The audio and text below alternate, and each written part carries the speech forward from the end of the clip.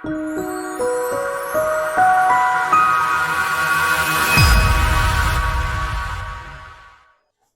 am in Istanbul, Turkey, attending a MarketHub conference by HBX Group, and I have the pleasure to be with Mr. Nejc Jus, the Director of Research for the World Travel and Tourism Council, WTTC.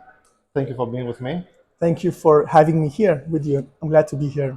So you presented today about the future of trends of travel and hospitality, and you mentioned three pillars. First of all, the economic outlook, secondly, the trends, and thirdly, the challenge that we're facing. So can you tell us a little bit about the economic environment first? Sure. So overall, the economic environment is challenging, but travel and tourism sector is performing strongly. In fact, 2023 was a great year for travel and tourism. In terms of contribution to GDP, we saw over 20% year-on-year increase, of course, on the back of reopening of China, and this came despite the challenging geopolitical and economic conditions. However, we're still around 4% below 2019 levels. Both, for example, Europe and Middle East already reached the pre-pandemic levels last year. Looking at 2024, it's going to be, in fact, a record-breaking year for the sector, for many indicators, and for many countries globally. We expect contribution to GDP globally to come back to 2019 levels, and also different spending segments are set to come back fully. Like what? Like leisure and business spending, and international and domestic. Oh, great. And what are the trends that are coming? So we are seeing a strong comeback of business travel. It is coming back stronger than what many anticipated. The demand is strong for businesses, including traveling for events, conferences, and exhibitions.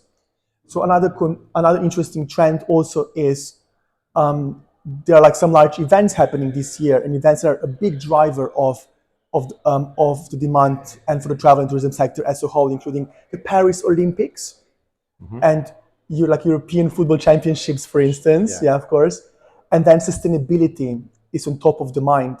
So while we are growing very strongly, we need to be more sustainable in our travel decisions. And you mentioned the mixed travel, the blended travel. Of course, blended travel as well. So this includes business and leisure trips. And I have to say, I'm a very strong and perfect advocate for these types of trips. I like it also, to be honest. You like it also as well.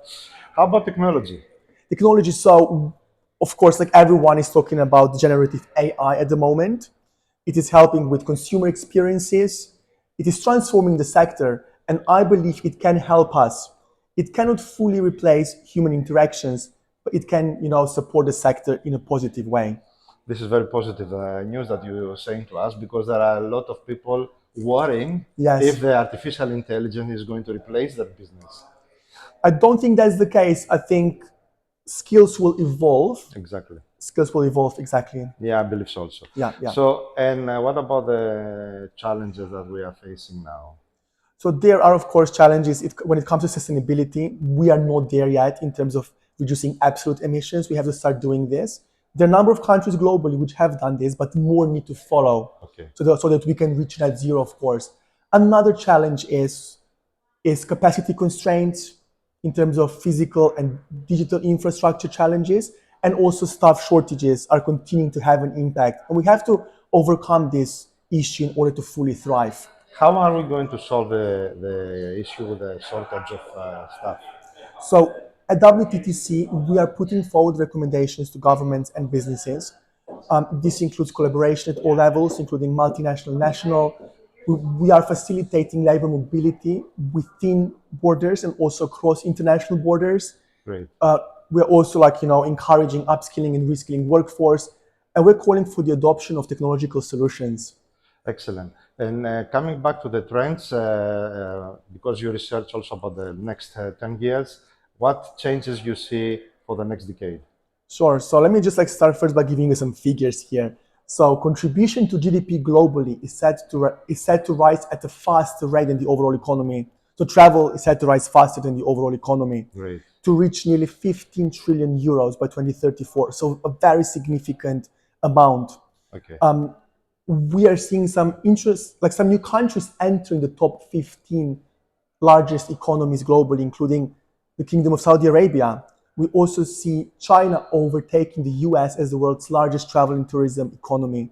India is climbing up the rankings on the back of its fast expanding middle class. And of course, consumers are prioritizing travel over other discretionary spending priorities. So if we want to keep 3 points, Sure. what would be those? So travel is back fully, all different segments, international, domestic, leisure, and business. We need to adapt to new technologies, such as AI, for instance, and we have to become more sustainable in our travel choices. Excellent. Thank you very much for your time. You're welcome. Thank Thank you. you.